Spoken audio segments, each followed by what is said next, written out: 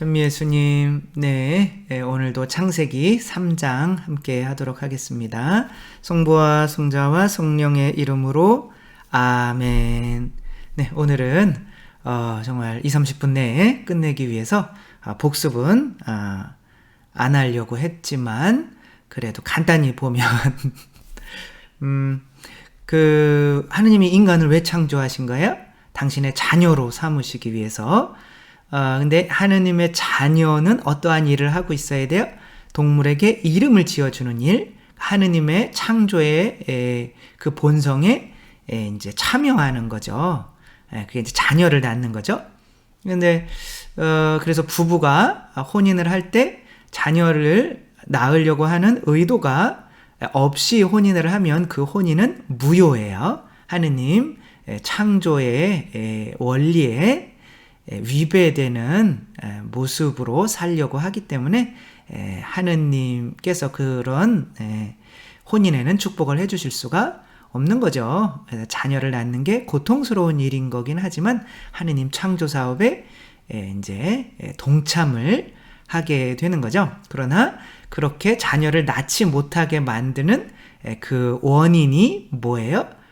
뱀인 거죠. 우리 안에 세속육신 마귀라고 하는 이 뱀의 욕구를 통제하지 못하면 이제 다른 사람에 대한 사랑을 실천할 수가 없기 때문에 이제 하느님의 자녀가 될 수가 없는 거고, 그렇게 뭐를 그런 통제할 수 없는 상태를 뭐라고 그러는 거예요? 원죄라고 하는. 그래서 원죄는 어떠한 우리가 이렇게 나와서 이렇게 죄를 특별히 짓는 게 아니라 그냥 나와서 죄를 짓는 그거는 이제 본죄라고 하는 거죠. 원죄는 하나의 상태인 겁니다. 죄의 그 자아라고 하는 그 욕구를 통제할 수 없는 상태로 태어나는 거죠. 그래서 그렇게 태어났는데 그 원죄의 상태의 죄라는 건 항상 뭐가 있어요? 그 죄와 뭐가 있어요? 벌이 있는 거죠. 그렇죠? 근데 그 원죄의 벌은 일단은 여성에게는 뭐예요? 남자를 어떻게 하는 거예요? 남편을 갈망한다. 네? 갈망한다. 이게 뭐예요? 욕구죠. 그쵸? 그러니까 욕구에 의해서 생기는 고통을 준다는 거예요. 그래서 모든 욕구가, 우리 세속육신 마귀의 욕구가 많으면 그 욕구 자체로 이 세상에서 고통스럽게 살아가야 할 수밖에 없다 하는 거죠. 그리고 그 남편은 너의 뭐가 된다? 주인이 되리라. 지배를 받는다는 거죠. 돈에 대한 욕구가 있으면 그 돈에 대해서 지배를 받는다는 거죠. 그렇죠? 그러니까 내가 돈을 지배하는 게 아니라 돈이 나를 지배하는 거야. 머리 위에 서서 돈이 있으면 막 즐겁고 없어지면 슬퍼서 죽을까? 그러고. 그러니까 내 위에 있으니까 나에게 영향을 주는 거죠. 내가 밟고 있으면 있든지 없든지 상관은 없는 건데, 그래서 이 욕구 때문에 갈망이 생기고 그 갈망 때문에 이 세상에 있는 피조물들의 지배를 받게 되는 거죠. 남들 눈치 때문에 솔직히 이야기도 하지 못하게 되고, 그래서 막 잘난 척, 우리 집 부자인 것처럼, 많이 배운 것처럼, 내 자녀 잘 나가는 것처럼 그렇게 보여야만 하는 그런 상태가 이제 고통이라고 하는 거죠. 근데 이제 그런 것도 고통인 줄을 모르면 안 되는 거죠. 그렇죠? 그게 원죄의 영향이다. 자아를 통제할 수 없는 통제되지 못한 욕구 자체가 바로 고통을 만든다는 거죠. 그 다음에는 이제 남자에게는 어떠한 고통을 주는가? 고통을 주는 게 아니라 이제 남자는, 그러니까 여자는 여자만, 남자는 남자만, 이런 게 아닌 거죠. 그쵸? 그러니까 이게 다 우리가 다 속하는 거죠. 남자, 사람. 그리고 사람에게는 남자라고도 안 그래. 그냥 사람. 정관사도 없어요. 그냥 모든 사람. 사람에게는 이렇게 말씀하셨다. 네가 아내의 말을 듣고 내가 너에게 따먹지 말라고 명령한 나무에서 열매를 따먹었으니까 아내의 말을 들었다. 근데 아내가 누구한테 지금 지배를 받고 있는 거예요? 자아한테. 그러니까 자아한테 속는 거나 자아에 지배받고 있는 인간에게 속는 거나 똑같은 거죠. 그렇죠? 그러니까 하느님의 말을 듣거나 자아의 말을 듣거나 둘 중에 하나인 거예요. 다른 선택권은 없습니다. 그래서 명령한 나무 열매를 따먹었으니 땅은 너 때문에 저주를 받으리라. 아니 왜 남자가 잘못했는데 땅이 저주를 받을까요? 땅은 뭐예요? 나보다 낮은 수준의 내가 밟고 살아가는 어떠한 이 세상의 모든 피조물들을 의미하는 거죠. 이 세상을 의미하는 거죠. 이 세상 것들은 그 욕구 때문에 내가 솟아나는 이 욕구 때문에 이제 이 피조물들이 너한테는 저주가 될 거야 라고 하는 거야. 너는 사는 동안 줄곧 고통 속에서 땅을 부쳐 먹으리라. 고통 속에서 땅을 부쳐 먹으리라. 땅은 내 앞에서 가시덤불과 엉겅퀴를 돋게 하고 너는 들의 풀을 먹으리라. 이제 씨 있는 풀은 못 먹는 거죠. 씨는 하느님의 말씀, 그 성체죠. 그렇죠? 성경, 성체. 이것은 못 먹고 이제는 이제 씨가 없는 풀 먹어봐야 영원한 생명을 못 주는 양식만 찾고 먹게 되리라는 거죠. 너는 흙에서 나왔으니 흙으로 돌아갈 때까지 얼굴에 땀을 흘려야 양식을 먹을 수 있으리라. 그리고 너는 먼지이니 다시 먼지로 돌아가리라. 이게 이제 벌이란 말이에요. 벌이라는 거는 항상 고통을 수반하는 거죠. 그렇죠? 땅이 저주를 받는 게 고통이에요. 부자가 된 사람들의 책들을 제가 많이 읽어봤어요. 저도 뭐 경영학과를 이제 뭐 졸업은 못했지만 이제 다니면서 특별히 군대 있을 때 어떻게 하면 돈을 많이 벌까 이게 봤더니 가난한 사람들은 다 내가 돈을 벌려고 일을 한대요.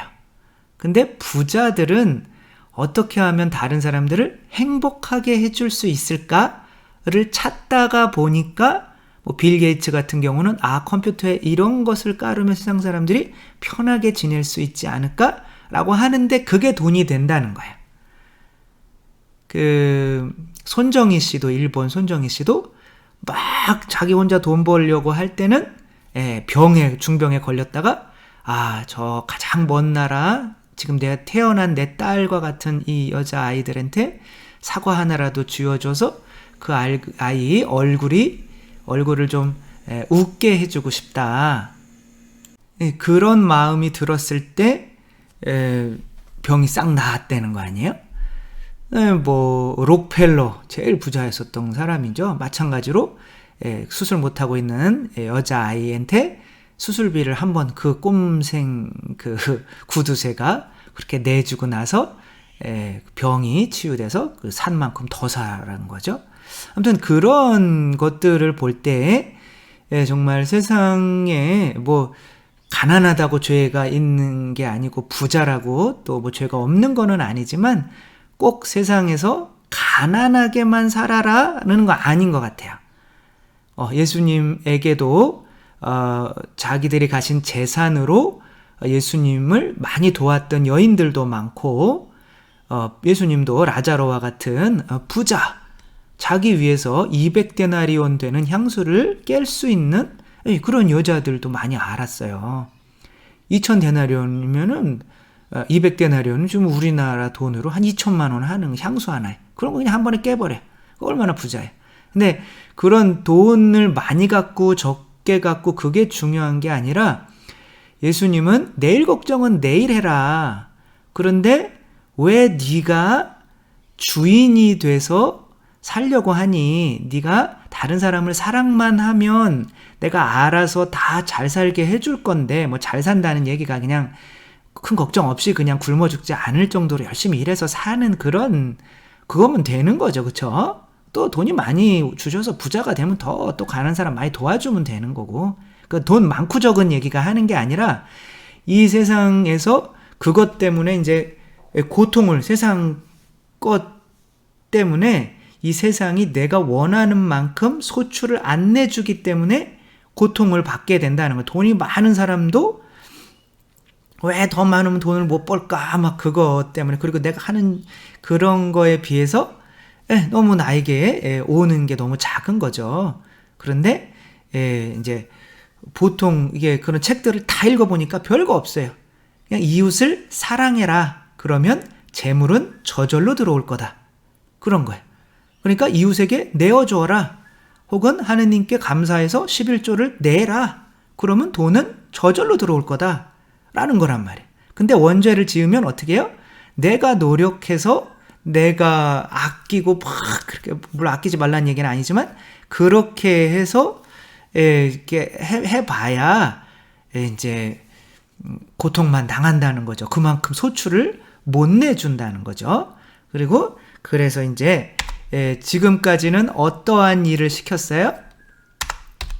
지금까지는 동물에 대한 목축업이었다면 이제는 뭐가 되는 거예요? 이 목축업이 이제는 농업이 되는 거예요. 목축업이라고 하는 거는 내가 이렇게 누군가에게 이름을 지어주는 어떠한 그러한 일을 하는 직업을 의미하는 거고, 요게 이제 어디서 나오는 거냐면 카인과 아벨에서 이제 반복돼서 나오게 돼요. 그때 더 자세하게 설명을 드릴게요. 그리고 이제 농업이라고 하는 거는 내 힘으로, 내가 주님이 돼서 이제 하느님께 의지하지 않고 내 힘으로 살아가려고 하는 거죠. 그렇기 때문에 이제 땅이라고 하는 건 이 세상 원죄와 함께 물들어 버린 이 세상과 함께 하나가 되는 거죠. 그럼 같이 망하게 되는 거죠. 그쵸? 만약에 누군가가 지나가고 있는데 다이아몬드가 이렇게, 아니면 금부치가 이렇게 떨어져 있어요. 그러면 돈에 대한 욕심이 있는 사람이면 그 금부치를 이렇게 발로 밟고 사람들이 다 지나갈 수 있게 아무도 안 볼 때까지 기다리겠죠. 그쵸? 그러니까 그거와 하나가 되는 거죠. 그리고 그거와 이제 같이 멸망하게 되는 거죠. 내가 좋아하면 좋아하는 것과 하나가 되는 거예요. 그쵸? 내가 자녀를 사랑하니까 자녀가 아프니까 나도 아픈 거 아니에요? 안 아파요? 그래도 마음이, 내가 차라리 아팠으면 좋겠다. 그런 마음이 들죠. 그게 사랑이죠. 그런데 이제 하느님을 사랑하면 그래서 하느님과 한 몸이 되는 거지만, 이 세상 것을 사랑하면 그 나이아가라 폭포에서 떠내려오는 얼음에 새가 그 얼음이랑 쩍 달라붙어서 날 수 있는데도 그냥 떨어져서 죽게 되는 경우들이 가끔 있대요. 그 얼음 위에 있는 동물들 뜯어먹으려고 앉았다가 그 동물들이 이제 막 자기 발도 그냥 엉키고 얼어가지고, 이게 얼음이 이제 나이아가라 폭포로 이렇게 떨어질 때 날르면 되는데 이제 못 날라서 지도 뚝 떨어지는 거죠. 같이. 그렇게 우리가 세상 것을 좋아하면 이제 세상 것과 떨어질 수 없기 때문에 우리가 11조를 못 내는 이유가 뭐예요?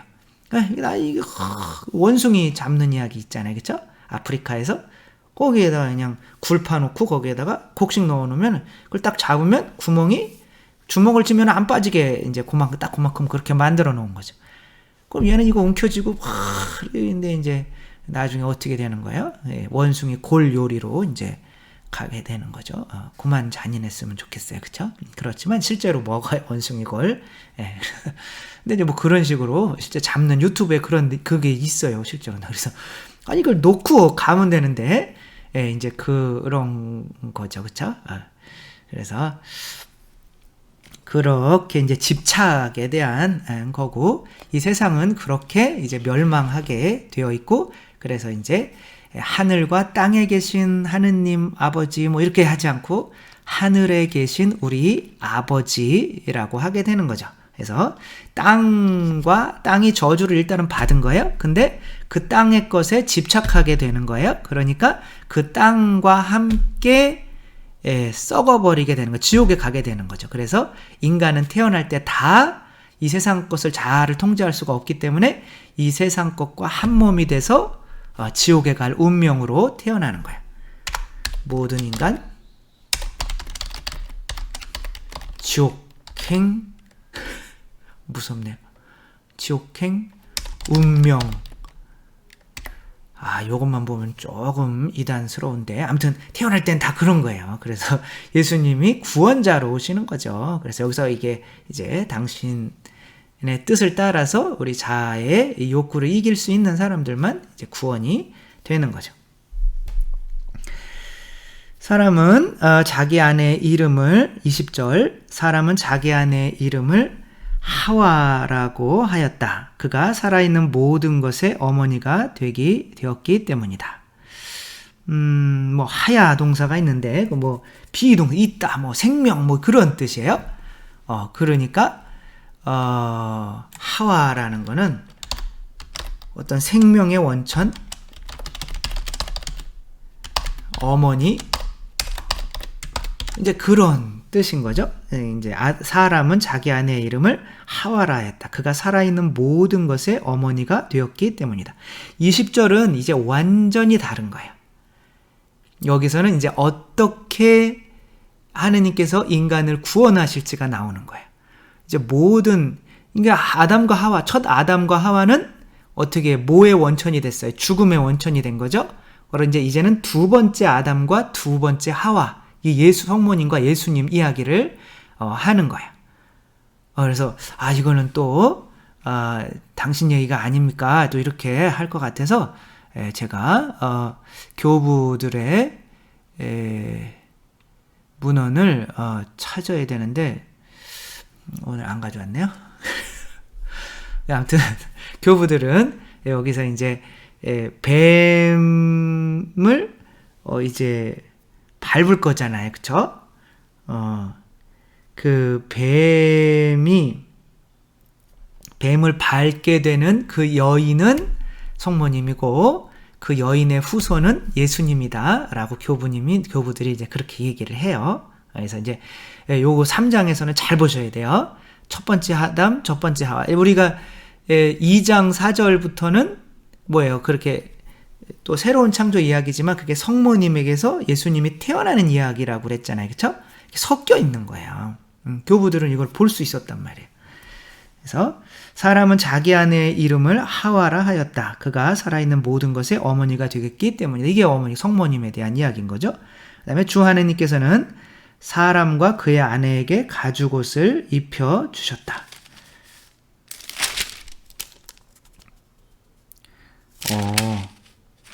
15절을 안 했네요. 15절 한번 볼게요. 나는 너와, 이 뱀에게 이야기하는 거예요.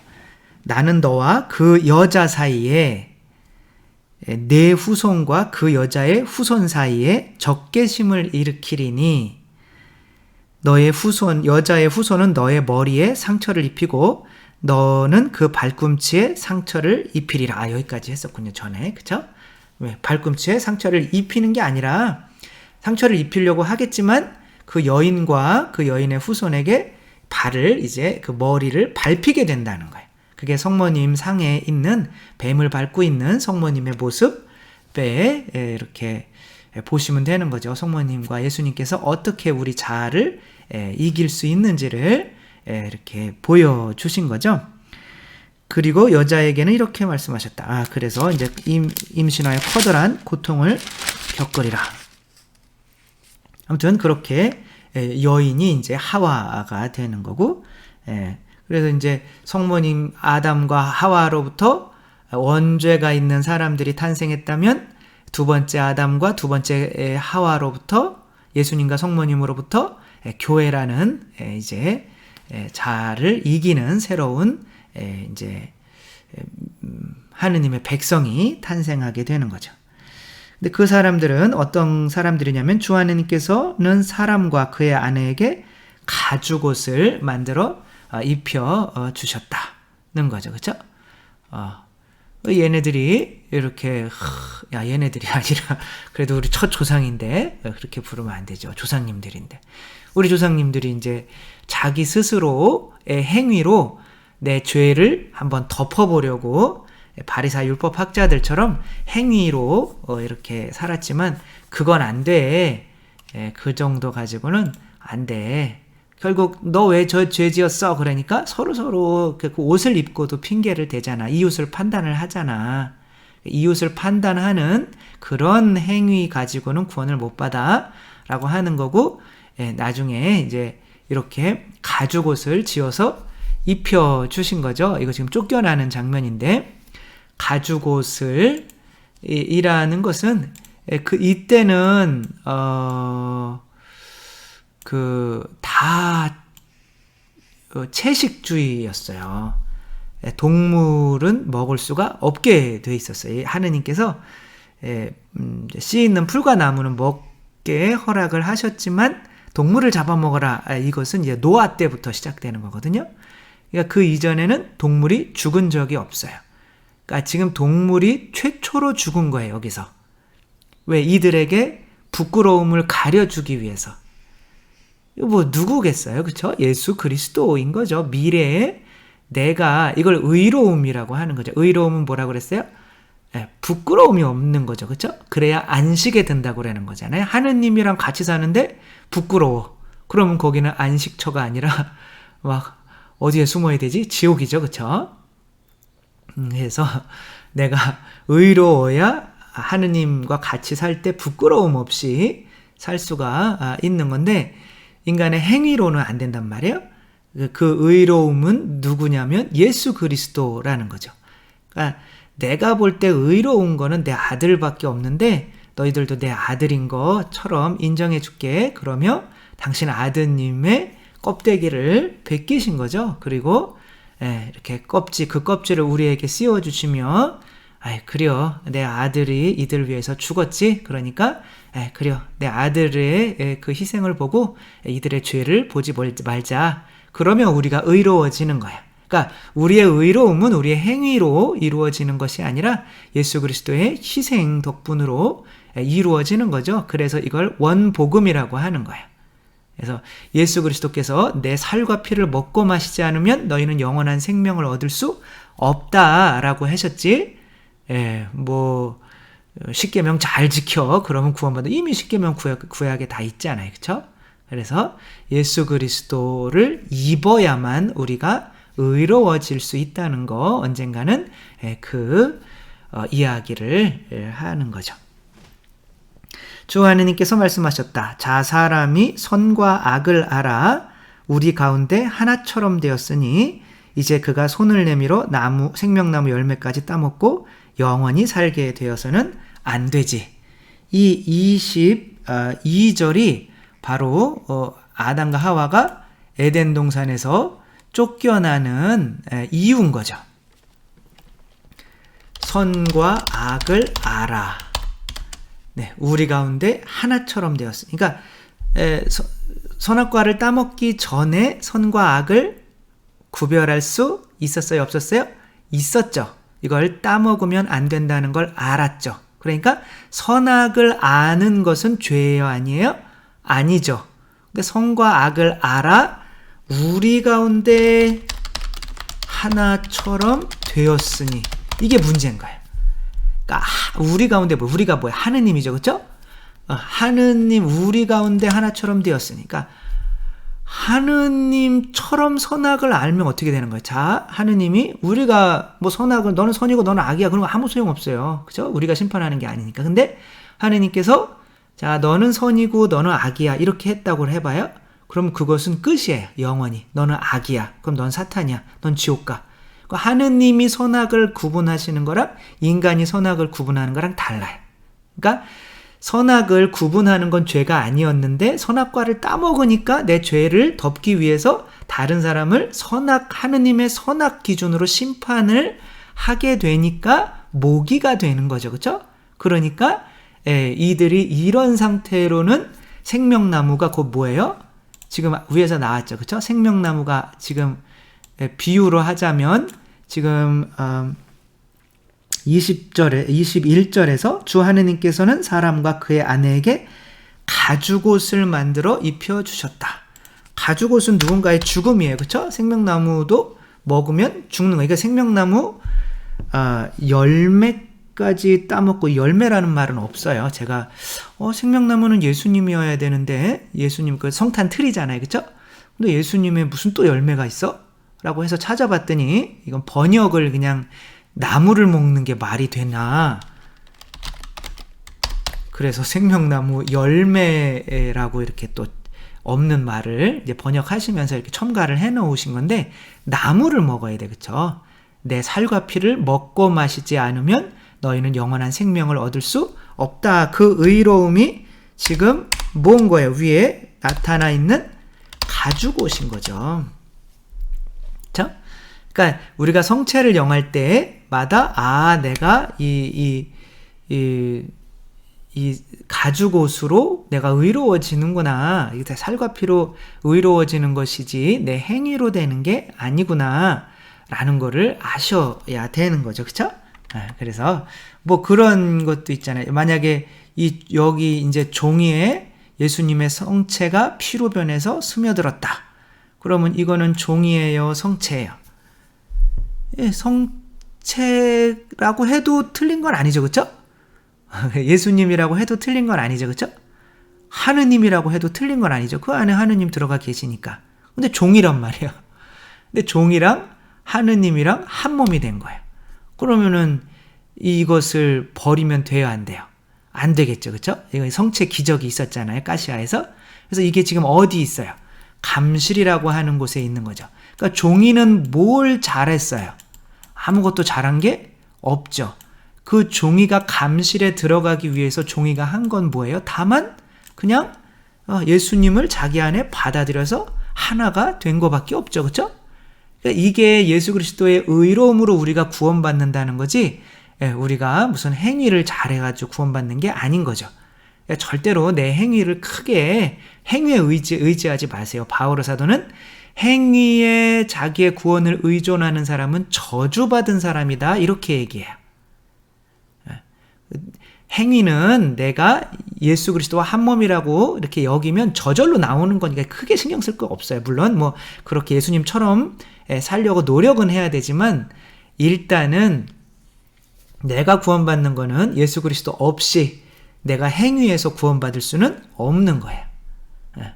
그러니까 내 살과 피를 먹고 마시지 않으면 너희는 영원한 생명을 얻을 수 없는 거예요. 그래서 아버지께서 당신 아들을 잡아서 그 가죽옷을 우리에게 입혀주기 전까지는 우리가 구원을 받을 수 없는 거예요. 이게 가톨릭의 구원의 원리인 겁니다.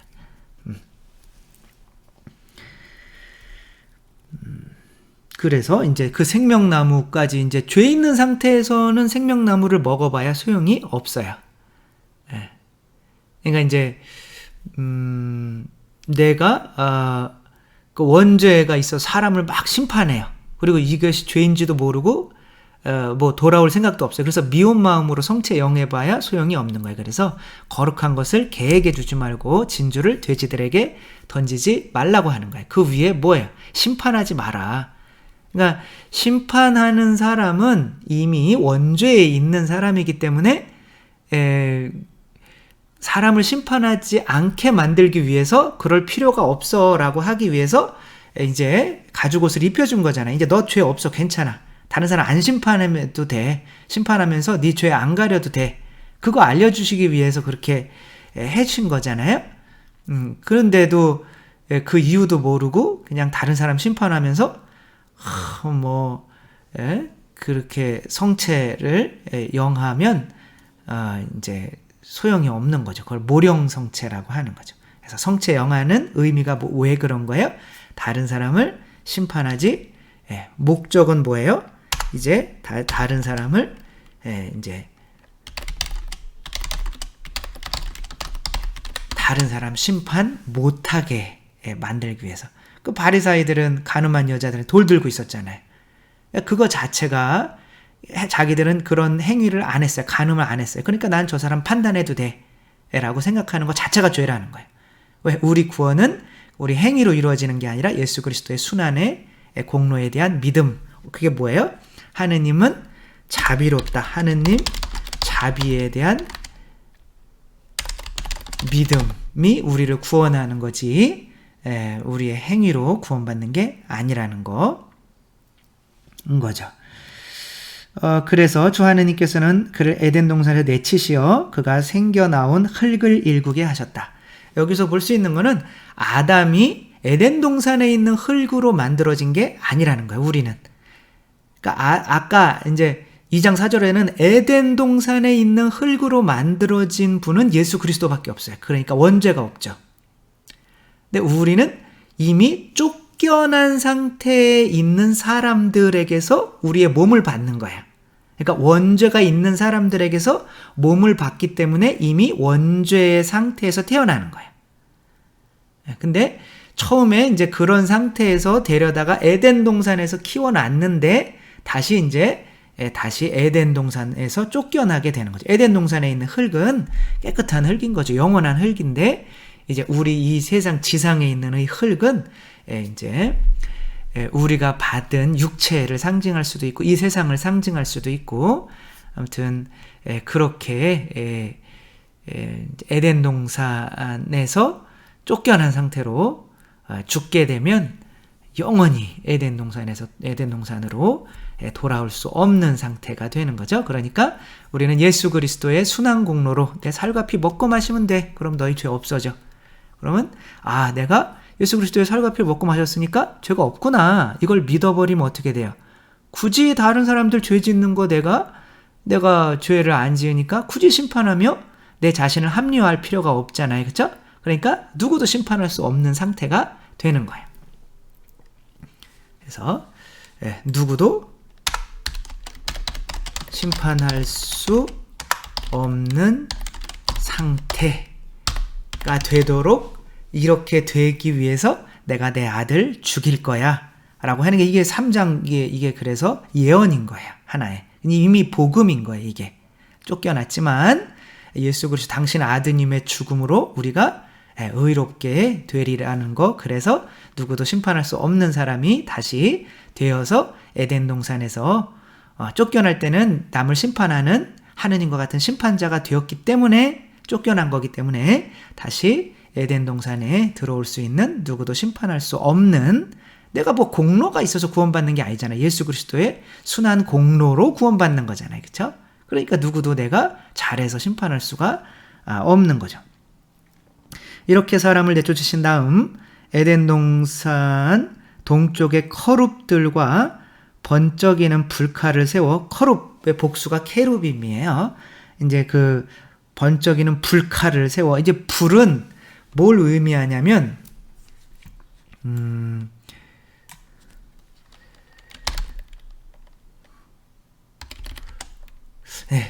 여기 오늘 너무 많이 또 했으니까 여기 일단 쫓겨난 거죠. 잘 됐죠? 잘 된 건 아니지만 아무튼 그렇게 쫓겨났지만 그래도 하느님께서는 당신 아드님을 죽이셔서 최초의 피를 본 거죠. 살인사건이 일어난 거죠. 죽이셔서 우리를 당신 아드님의 의로움으로 덮어주셔서 이제 그 아드님의 의로움을 보고 우리를 그냥 그려 내 아들 받아들인 사람은 내가 다 의롭다고 할게. 근데 어디 보자. 그러면 누군가가 예수님을 받아들였는지 안 받아들였는지 보는 거는 예수님을 받아들였으면 난 죄 없어. 그러니까 다른 사람을 굳이 나를 가리기 위해서 심판할 필요가 없죠. 그렇죠? 그러니까 다른 사람을 판단하지 않는다? 그러면 내 아들 받아들였네? 그럼 다시 에덴 동산으로 들어와. 그렇지만 이제 다른 사람을 심판하고 있다면 그러면 성체 영하면서도 그러고 있다면 거짓으로 내 아들 받아들이고 있는 거네. 계속 자기 자신이 무화과 나무 잎으로 가리려고 하면서 신앙생활을 하는 척 하는 거네. 너는 내 아들을 헛되이 모셨기 때문에 이제 따뜻한 곳으로 가라. 한증 막 돈 안 내도 된다. 뭐 이런 곳으로 가면 이제 또 시원하다. 뭐 이렇게 하면 안 되겠죠?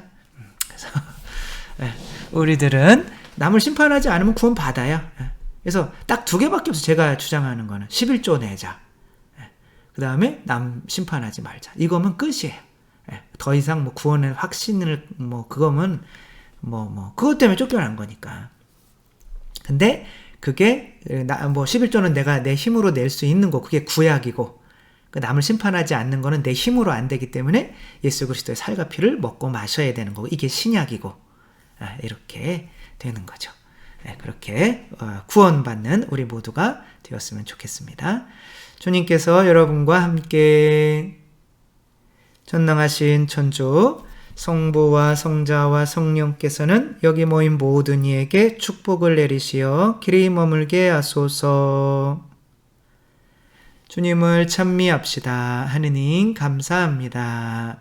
성부와 성자와 성령의 이름으로 아멘.